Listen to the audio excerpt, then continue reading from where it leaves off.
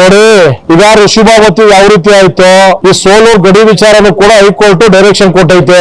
ನೀವ್ ಏನೇನ್ ಮಾಡಿದಿರಿ, ಯಾವ ಗ್ರಾಮಗಳನ್ನ ನಿರ್ಮಲಾ ತಾಲೂಕ್ ತಗೊಂಡಿದ್ರಿ, ಇಲ್ಲಿ ಶಾಸಕರು ಬಾಯಿ ತೂಪ್ರಕ್ಕೆ, ಮನ ಸಂತೋಷಕ್ಕೆ, ಕಾರ್ಯಕರ್ತರನ್ನ ಪುಷಪ್ ಮಾಡಕ್ಕೆ ಏನ್ ಬೇಕೋ ಸ್ಟೇಟ್ಮೆಂಟ್ ಕೊಡ್ತಾರೆ. ಅಧಿಕೃತವಾಗಿ ಯಾವ್ದು ಕೂಡ ಕೆಲಸ ಆಗ್ತಾ ಇಲ್ಲ. ಸೋಲೂರಿಂದ ಏನ್ ನಿರ್ಮಲಾ ತಾಲೂಕ್ ಸೇರಿಸಿ ಸಂಭ್ರಮಾಚರಣೆ ಮಾಡಿ ಮಿನಿಸ್ಟ್ರಿಗಳು ಕರ್ಕೊಂಡ್ ಬಂದ್ರಲ್ಲ, ಹೈಕೋರ್ಟ್ ಡೈರೆಕ್ಷನ್ ಕೊಟ್ಟಾಗ ಏನ್ ಉತ್ತರ ಕೊಡ್ತೀರಿ? ನಿರ್ಮಲಾ ನಗರಸಭೆ ತ್ಯಾಮಗೊಂಡಿನ ಪಟ್ಟಣ ಪಂಚಾಯತಿ ಮಾಡ್ತೀವಿ ಅಂತೇಳಿ ಅನುಮೋದನೆ ಮಾಡಿಸಿದೀವಿ ಅಂತ ಹೇಳಿದ್ರಲ್ಲ, ಯಾಕೆ ಚುನಾವಣೆ ಮಾಡಿಸ್ತಾ ಇಲ್ಲ? ನೋಡಿ, ಇದು ಸುಮ್ಮನೆ ಚುನಾವಣೆ ಗಿಮಿಕ್ ಇದು. ಆಮೇಲೆ ಇಲ್ಲಿ ಜಿಲ್ಲಾ ಪರಿಷತ್ ಆಗ್ಲಿ, ನಗರಸಭೆ ಆಗ್ಲಿ, ಯಾವುದು ಕೂಡ ತಾಲೂಕ್ ಪಂಚಾಯತಿ ಆಗ್ಲಿ, ಗ್ರಾಮ ಪಂಚಾಯತಿಗಳಾಗ್ಲಿ ಈ ಅಯೋಗ್ಯಟ ಕಾಂಗ್ರೆಸ್ ಸರ್ಕಾರಕ್ಕೆ ಚುನಾವಣೆ ಮಾಡಂತ ಮನ್ಸಿಲ್ಲ.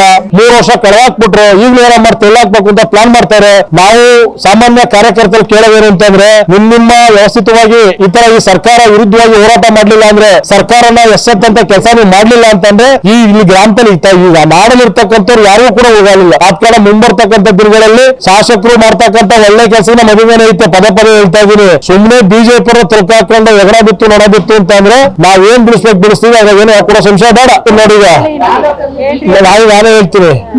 ನಾನೇ ಹೇಳ್ತೀನಿ, ಮೊನ್ನೆ ಈ ಕ್ಷೇತ್ರದ ಮಾನ್ಯ ಶಾಸಕರು, ನಾನು ಜೆಡಿಎಸ್ ಪಕ್ಷ ಶಾಸಕರ ಬಗ್ಗೆ ಮಾತಾಡ್ಲಿಕ್ಕೆ ಹೋಗಲ್ಲ, ಅವ್ರು ಸಮರ್ಥರವ್ರೆ, ಅವ್ರೇನೇ ಕೆಲಸ ಮಾಡೋರು ಅಂತೇಳಿ ಜೆಡಿಎಸ್ ಶಾಸಕರು ಉತ್ತರ ಕೊಡ್ತಾರೆ. ಬಟ್ ಮಾನ್ಯ ಶಾಸಕರು ಮಾತಾಡ್ಬೇಕಾದ್ರೆ ಭಾರತೀಯ ಜನತಾ ಪಾರ್ಟಿ ಒಂದು ವಿಚಾರನ ಕೈ ಎತ್ಕೊಂಡ್ರು. ಭಾರತೀಯ ಜನತಾ ಪಾರ್ಟಿ ಯಡಿಯೂರಪ್ಪ ಅಧಿಕಾರದಲ್ಲಿದ್ದಾಗ ಅದೇನ್ ಮಾಡಕ್ ಬಿಟ್ರು, ಎಗರ ಬಿದ್ದಾಗ ಆಗೋಗಿ ಅಂತೇಳಿ. ಮಾನ್ಯ ಶಾಸಕರೇ, ಈ ಕ್ಷೇತ್ರದ ಜನಪ್ರಿಯ ಶಾಸಕರೇ, 2009ರಿಂದ 2013ವರೆಗೂ ಏನು ಎಂ ಇ ನಾಗರಾಜರ ಅಧಿಕಾರದಲ್ಲಿದ್ರು, ನಿಮ್ದು ದಾಖಲೆ ತಗೊಳ್ಳಿ.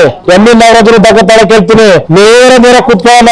ಯಡಿಯೂರಪ್ಪ ಮುಖ್ಯಮಂತ್ರಿ ಆದಾಗ ಎಂ ಇ ನಾಗರಾಜ್ ಅವರ ಸಾಧನೆ ಅಂತಕ್ಕಂಥ ಹೇಳಿ ಬಯಸ್ತೀನಿ. ನೀವು ಶ್ರೀನಿವಾಸ ಮೂರ್ತಿ ಅವರು ಕ್ವಶನ್ ಮಾಡ್ತಾ ಇದ್ದೀರಿ, ಶ್ರೀನಿವಾಸ ಮೂರ್ತಿ ಪ್ರಶ್ನೆ ಮಾಡ್ತಾ ಇದ್ರೆ ಅವ್ರು ಆನ್ಸರ್ ಮಾಡ್ತಾರೆ ಸಮರ್ಥರವರು. ನಾನೊಬ್ಬ ಭಾರತೀಯ ಜನತಾ ಪಾರ್ಟಿ ತಾಲೂಕು ಅಧ್ಯಕ್ಷನಾಗಿ ಹೇಳ್ತಾ ಇದೀನಿ, ಎಗಡ ಬಿದ್ದೇವೆ ಹುಳ ಬಿದ್ದೇವೆ ಅಂತ ಹೇಳ್ತಿರಲ್ವಾ? ವಾತ್ಕುಂಟೆ, ಬೇಜಾಟ್ನಳ್ಳಿ, ದೊಡ್ಡ ಬೆಲೆ, ತರ್ಸಿಘಟ್ಟ, ಕೆಂಚಾಪುರ, ಕೊಡವೆಬಂದಳ್ಳಿ, ಅಲ್ಲಿಂದ ಬರ್ತಕ್ಕ ತ್ಯಾಮಗೊಂಡು ರಸ್ತೆ ಫಸ್ಟ್ ಕಣ್ಣಲ್ಲಿ ಒಂದ್ಸತಿ ಹೋಗಿ ನೋಡಿ. ಅತಿ ಶೀಘ್ರವಾದ 40 ಕೂಡ ಹೇಳಿದೀನಿ. ಅಲ್ಲಿ ಬಿದ್ದಿರ್ತಕ್ಕಂತ ಎಲ್ಲಾ ಗುಂಡಿಗಳ ಮೇಲೆ ರಂಗೋಲಿ ಬಿಡಿಸಂತ ಕೆಲಸ ನಮ್ಮ ಮಹಿಳಾ ಮೋರ್ಚಾದವರಿಗೆ ನಾನು ಮನವಿ ಮಾಡ್ತಾ ಇದ್ದೀನಿ. ಅತಿ ಶೀಘ್ರವಾದ ಕೆಲಸನ ಖಂಡಿತವೂ ಕೂಡ ಮಾಡಿಸ್ತೀವಿ. ನೀವ್ ಹೇಳ್ತಾ ಇದ್ರಲ್ಲ, ಭಾರತೀಯ ಜನತಾ ಪಾರ್ಟಿ 3 ವರ್ಷ ಇತ್ತು, ಯಡಿಯೂರಪ್ಪ 18ರಿಂದ ಇದ್ರು, 20 ಇದ್ರು ಅಂತ ಹೇಳ್ತಿರಲ್ವಾ? ಮಾನ್ಯ ಸಿದ್ದರಾಮಯ್ಯ 2013ರಿಂದ ಹಿಡಿದು 2018 ಇದ್ರಲ್ಲ, ನಿಮ್ಮ ಕಾಂಗ್ರೆಸ್ ಕಾರ್ಯಕರ್ತರು ಏನ್ ಮಾಡ್ತಾ ಇದ್ರು? ಕಾರ್ಯಕರ್ತರು ಹೋಗಿ ಕ್ಷೇತ್ರದ ಕೆಲಸ ಮಾಡಿಸ್ಬೇಕು ಅನ್ನಂಗಿದ್ರೆ ಈ ಕ್ಷೇತ್ರ ಶಾಸಕರಾಗಬೇಕು.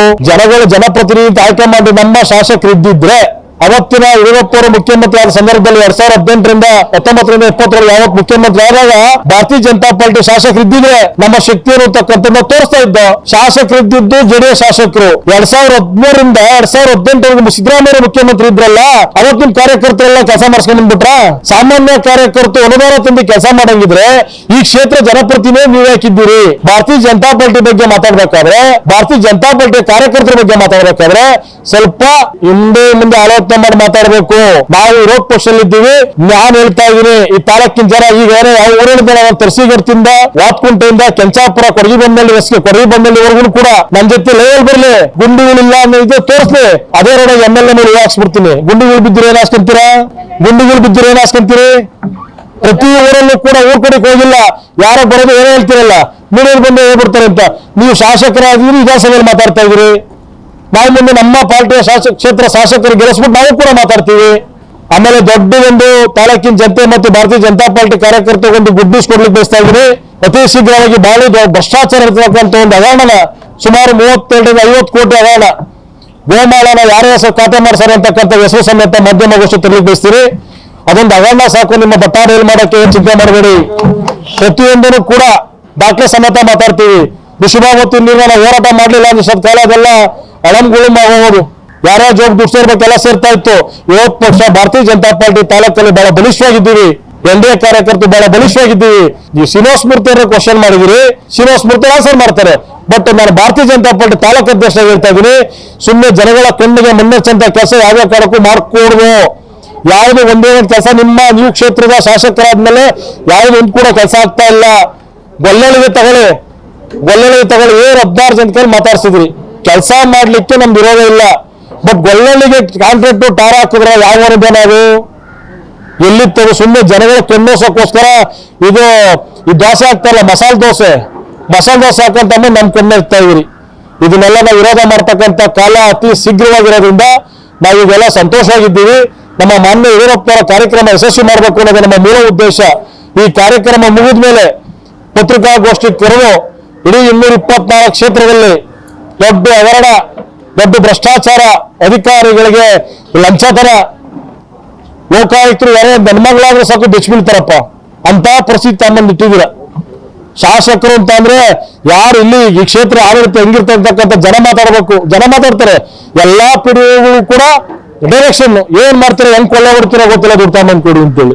ಯಾಕೆ ಪಿಡಿಒ ಅರೆಸ್ಟ್ ಆದ್ರು, ಯಾಕೆ ಲೋಕಾಯುಕ್ತರಿಗೆ ಪಿಡಿಒ ಅರೆಸ್ಟ್ ಆದ್ರು, ನಿಮ್ ಬಾಯಿಲ್ ಮಾತು ಬರ್ತಾ ಇಲ್ಲ. ನಾನು ಅವತ್ತು ಹೇಳ್ತಾ ಇದ್ದೀನಿ, ಈಗ ಹೇಳ್ತಾ ಇದ್ದೀನಿ, ನಿಮ್ಮಲ್ಲಿ ಗುಂಡಿಗೆ ಡಬ್ಬಲ್ ಇದ್ರೆ ಏನು ಭ್ರಷ್ಟಾಚಾರದ ಮೇಲೆ ಪಿಡಿಒ ಅರೆಸ್ಟ್ ಆಗಿರ್ತಕ್ಕಂಥ ಪಿಡಿಒನ ನಿನ್ನೆ ಡಬಲ್ ಗುಂಡಿಗೆ ಇದ್ರೆ ನಿಮ್ದೇ ಅಧಿಕಾರ, ನಿಮ್ದೇ ಮುಖ್ಯಮಂತ್ರಿ, ನಿಮ್ದೇ ಉಪಮುಖ್ಯಮಂತ್ರಿ ತಾಮನ್ನ 22 ಗ್ರಾಮ ಪಂಚಾಯತ್ 1 ಗ್ರಾಮ ಪಂಚಾಯತಿಗೆ ಹಾಕಿ ಒಂದು ನಮ್ಗೆ ನಿಮ್ಗೆ ಸವಾಲ್.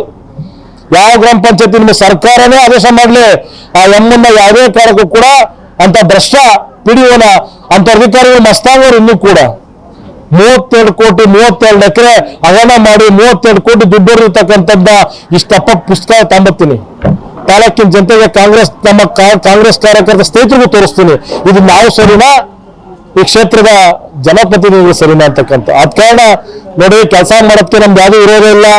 ಸುಮ್ಮನೆ ನಮ್ಮ ಭಾರತೀಯ ಜನತಾ ಪಾರ್ಟಿ ಕಾರ್ಯಕರ್ತರನ್ನ ನೀವು ಕುಗ್ಸೋದು, ಎದುರಿಸೋದು, ನಿಮ್ಮ ರೋಷಾವೇಶಕ್ಕೆ ಭಯ ಬೀಳ್ತಾರೆ ಅಂತಕ್ಕಂಥ ಮಾತಿದ್ರೆ ನಿಮ್ಮ ಕನಸಿನ ಕಟ್ಟಿಟ್ಟ ಬುತ್ತಿ. ನಾವಿಂಥವ್ಕೆ ಯಾವಕ್ಕೂ ಎದುರ್ಕೊಳ್ಳಲ್ಲ. ನೀವು ಇನ್ನೇನ್ ಮಾಡ್ಬೋದು, ಹಾಕಿದ್ರೆ ಅಮ್ಮ ಸುಳ್ಳು ಕೇಸ್ ಹಾಕಿ FIR ಹಾಕ್ಸ್ಬೋದು.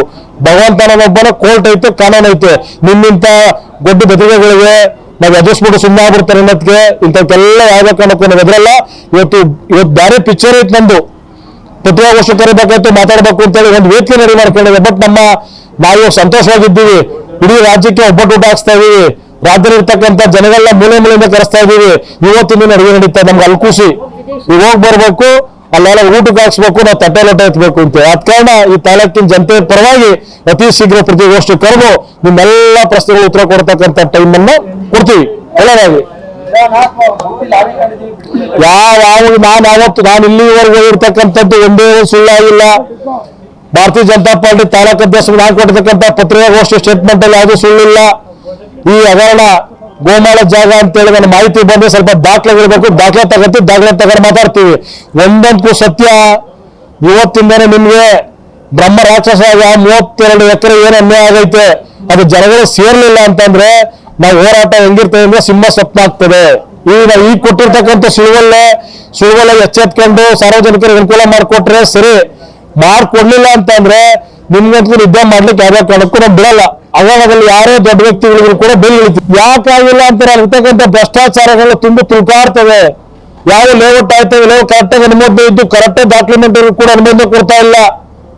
ಆಮೇಲೆ ಆ ದುಡ್ಡು ಯಾರು ಕರೆಕ್ಟಾಗಿ ಎಲ್ಲಾ ಡಾಕ್ಯುಮೆಂಟ್ ನೀವು ತಂಡ ಕೂಡಿ ನಗರ ಯೋಜನಾ ಪ್ರಾಧಿಕಾರಕ್ಕೆ ನಮ್ಮೆಲ್ಲ ಓಡಾಡ್ತಿ ತಾಲೂಕು ಆಫೀಸು, ND ಆಫೀಸು. ಈಗ ನಾನೇ ನೋಡಿರೋದಿಲ್ಲದೈತಿ ಇವತ್ತು ಹಂಗಂತ ಪರಿಸ್ಥಿತಿ ಬಂದ್ಬಿಡುತ್ತೆ. ಪಾಪ ಯಾರೇ ಹೋದ್ರೆ ಲೇಔಟ್ ಮಾಡೋಲ್ಲ, ಬಹಳ ಹಿಂಸೆ ಪಡ್ತಾವ್ರೆ. ಆದ ಕಾರಣ ಮುಂದಿನ ಎಲ್ಲಾನು ಕೂಡ ನಿಮ್ ಮುಂದೆ ಕರೆದು ಇಡೀ ಎಲ್ಲಾ ವಿಚಾರನೂ ಕೂಡ ಮುಂದೆ ತರ್ತೀವಿ. ನಿಮ್ಗೆಲ್ಲರೂ ಕೂಡ ಒಳ್ಳೆಯಲ್ಲಿ ಎಲ್ಲ ಮಾಧ್ಯಮ ಸ್ನೇಹಿತರಿಗೆ, ಭಾರತೀಯ ಜನತಾ ಪಾರ್ಟಿ ಎಲ್ಲ ಕಾರ್ಯಕರ್ತರು ಕೂಡ